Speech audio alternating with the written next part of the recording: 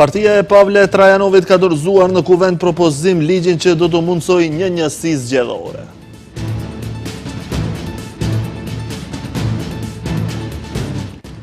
Janë disa muaj pa paga, sërisht protestuan infermierët e Spitalit Klinik të Tetovës.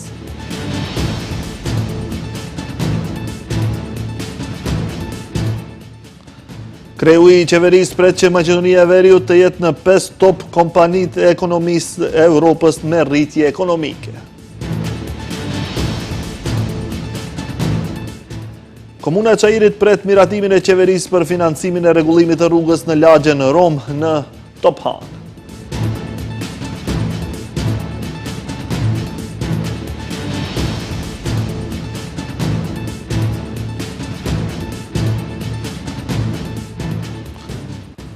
Përshëndetje, shikues të nderuar, jemi me lajmet në televizionin Shenja pas propozimit të kryeministrit Hristian Mickoski që vendi të bëhet me një njësi zgjedhore. Sot Partia e Pavle Trajanovit ka dorëzuar në kuvend propozim ligjin. Në sqarimin e partisë thuhet se me këtë propozim ligj do të demokratizohet procesi zgjedhor, ndërsa deputetët do të zgjedhen me numrin e njëjtë të votave në të gjithë vendin.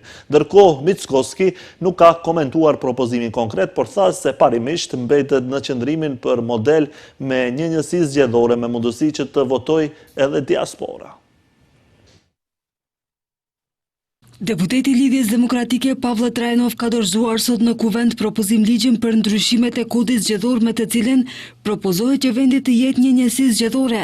Siç kanë theksuar nga partia, ndryshimet e këtilla do të nënkuptojnë një shtysë të fortë për demokratizimin e procesit zgjedhor dhe të shtetit në tërësi, si dhe çmontimin e sistemit një partiak të qeverisjes dhe rritjen e llogaridhënies së degëve ekzekutive dhe legjislative. Me ndryshimet, pas çdo deputeti do të qëndrojë numri i njëjtë i votuesve dhe jo sikur deri më tani, që në njësinë zgjedhore 6 një deputet të zgjidhet me 6300 vota, ndërsa në njësinë zgjedhore 3 me 10000 vota. Propozojmë që të mbetet modeli Dontit, pa prag zgjedhor, ndërsa deputetët të llogariten sipas modelit të Dontit. Me propozimin, mundësohet edhe pjesëmarrja e pavarur e partive nga komunitetet më të vogla etnike dhe garanton vendën në kuvend nëse ka mbështetjen e nevojshme të votuesve për deputet. Ndërkaq kryeministri Hristian Mickoski, i pyetur sot rreth këtij propozim ligji, tha se ende nuk e ka parë, por përsëriti qëndrimin e tij se VMRO DPMN në parim mbështet modelin me një njësi zgjedhore. Unë dhash propozim që të kemi një njësi zgjedhore me mundësi që të votojnë edhe diaspora aty ku ligjet dhe kushtetuta e shteteve e lejon që ajo të jetë edhe jashtëpërfaqësive konsullore diplomatike. Aty ku nuk lejon të bën në kuadër të përfaqësive konsullore diplomatike. Kjo ishte temë e dialogut partiak edhe para disa viteve, por fatkeqësisht nuk u arrit atëherë, nuk ishim të gatshëm. Tani deri në zgjedhjet e ardhshme, ndoshta zgjedhjet lokale, jo, por deri në zgjedhjet e ardhshme parlamentare, kemi disa vite dhe nëse nisim punën me kohë, mund t'i përgatisim edhe përfaqësitë konsullore diplomatike, kështu që nuk ka arsye që të mos ndodhë kjo. Mbështetje për modelin me një njësi zgjedhore ka shprehur edhe partia opozitare LSDM, ndërkaq partitë shqiptare ende nuk janë prononcuar rreth këtij debati.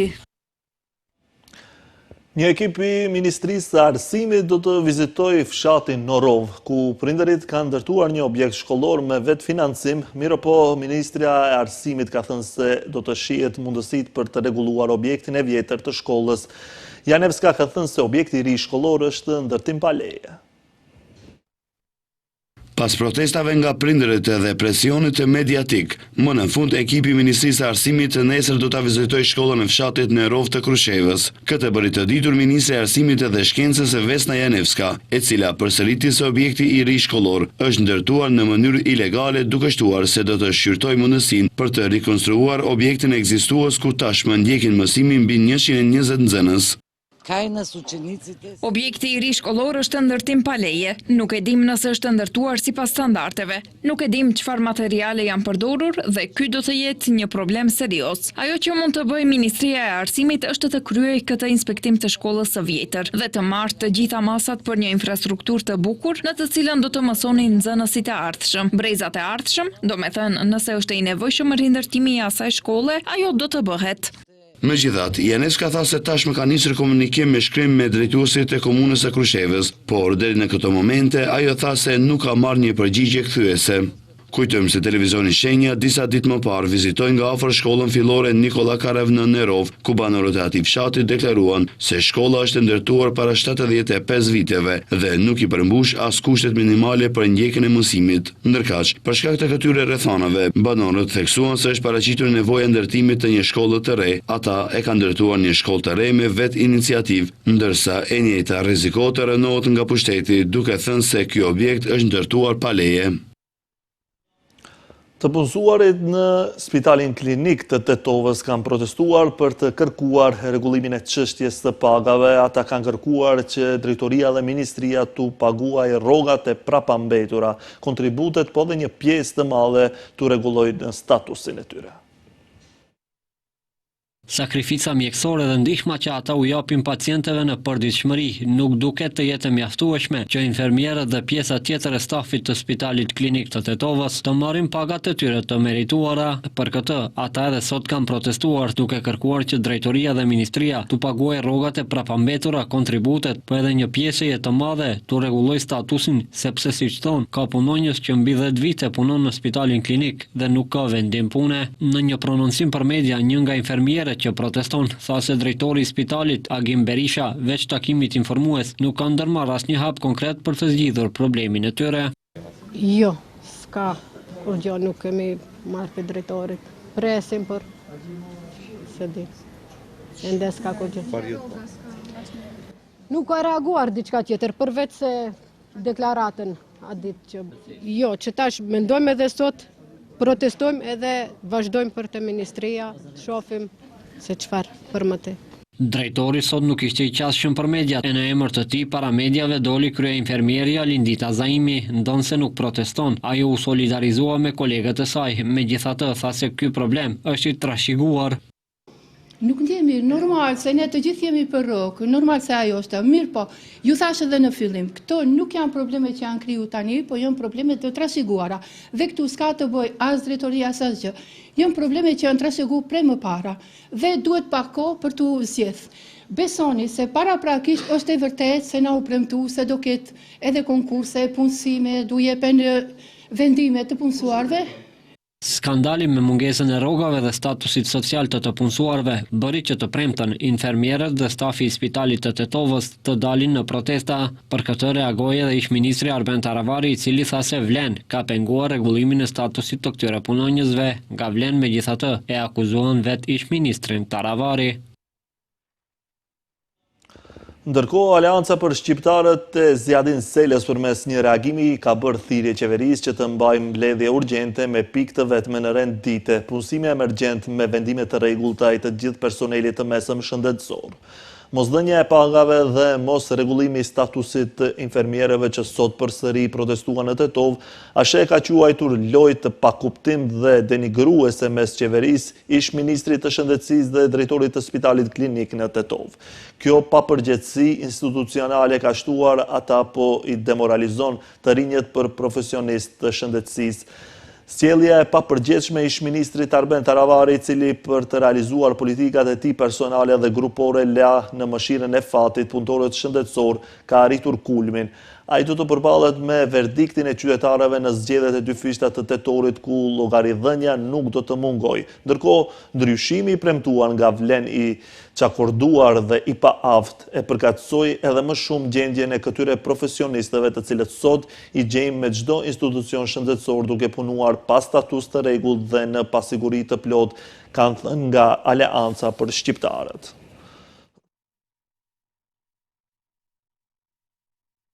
Maqedonia e Veriut do të jetë në 5-6 vendet e para të Evropës sa i përket rritjes ekonomike. Kryeministri Hristian Mickoski pret që rritja ekonomike në vend në tremujorin e parë të jetë mes 3 dhe 4%.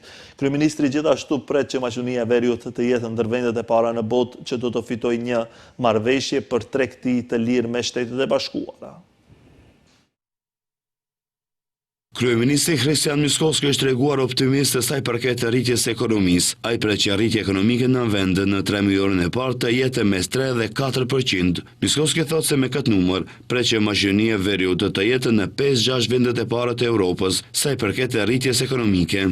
Unë këtë e kam thënë në periudhën e kaluar, pres përfundimi që 3 mujori i pari këtij viti të tregojnë konsolidimin, të jemi në 5-6 ekonomitë e para në Europë në 3 mujorin e parë sipas përqindjes së rritjes së bruto prodhimit vendor. Të themi do të mbetëm te ai numër që e kam komunikuar hapur mes 3 ose 4%, por të shohim ditëve në vijim, supozoj do të publikohet. Jo vetëm kaq, pritjet e Mickoskit të shkojnë edhe më tej.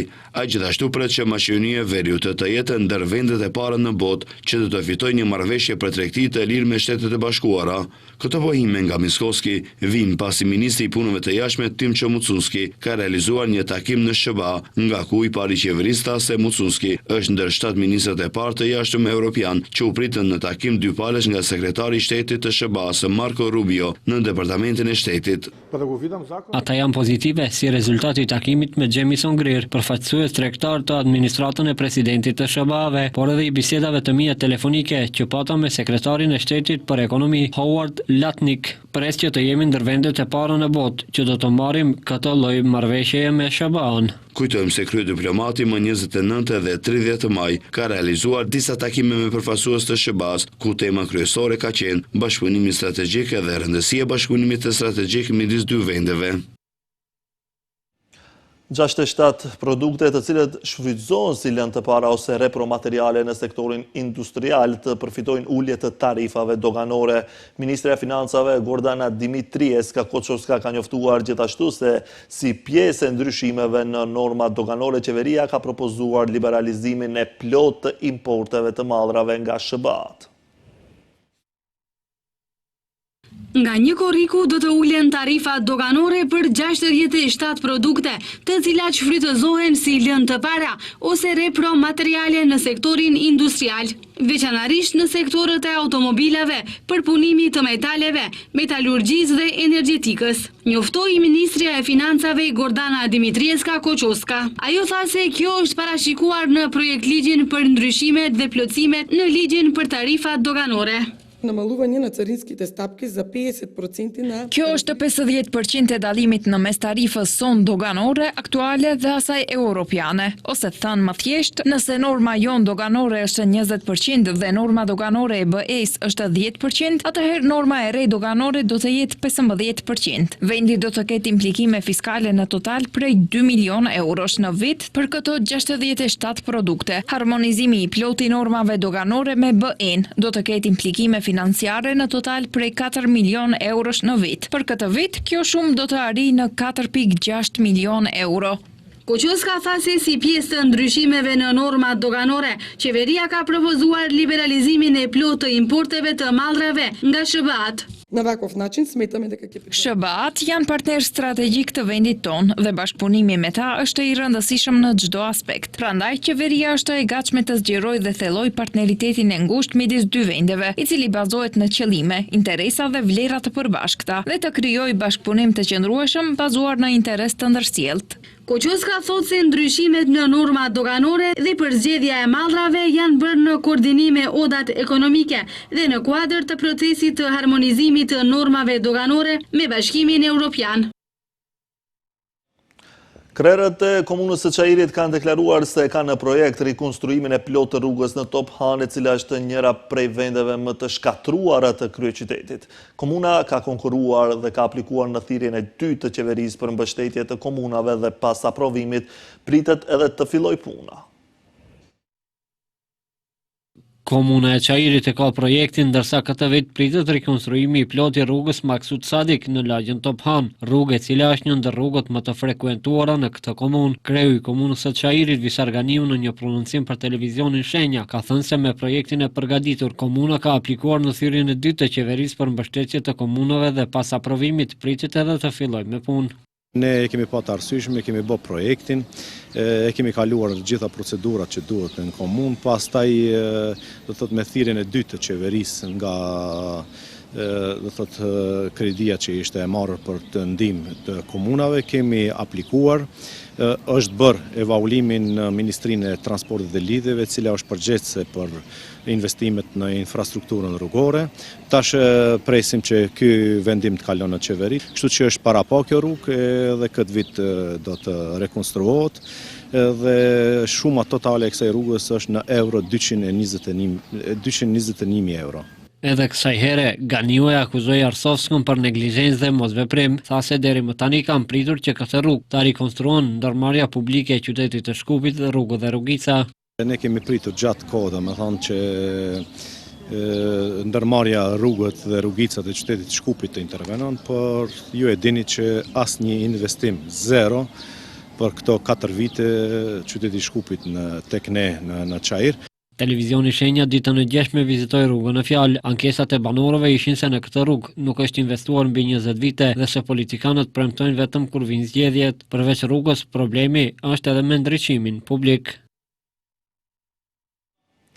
Koalicioni Vlen ka njoftuar sot se qeveria përmes planit operativ për vitin 2025 do të angazhohen 400 zjarfikës të rinj në komunat me nevojat më të mëdha.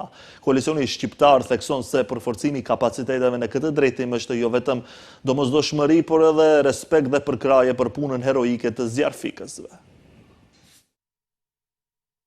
Derisa opozita po digjet në krizë, ne po parandalojmë zjarret. Kështu shprehen nga Vlen, nga ko gjatë ditës së sotme në një kumtes për media, ata thonë se për përballimin me sfidat që sjell sezoni veror dhe rritjen e rrezikut nga zjarret, qeveria përmes planit operativ për vitin 2025 do të angazhojë 400 zjarfikës të rinj në komunat me nevojat më të mëdha. Zjarfikësit janë heronjtë e vijës së parë në luftën kundër zjarreve dhe vënë rrezik jetën e tyre për të shpëtuar qytetar, pasuri materiale dhe mjedisin ton jetësor. Prandaj, përforcimi i kapaciteteve në këtë drejtim është jo vetëm domosdoshmëri, por edhe respekt edhe përkrahje për punën e tyre heroike. Derisa opozita po digjet në krizë, kundërthënie dhe mungesë vizioni, ne po parandalojmë zjarret në kuptimin e plotë të fjalës. Ne jemi në terren me plane konkrete dhe veprime të matura për ta bërë shtetin funksional dhe të sigurt për të gjithë qytetarët. Sipas Vlenit, plani operativ për vitin 2025 parashikon edhe punësimin e 600 personave të papunë në kuadër të projekteve lokale që lidhen me infrastrukturën dhe mbrojtjen e mjedisit nëpër komuna. Kjo ishte e gjitha për këtë edicion informativ. Faleminderit për momentin. Bashkë, mirupafshim.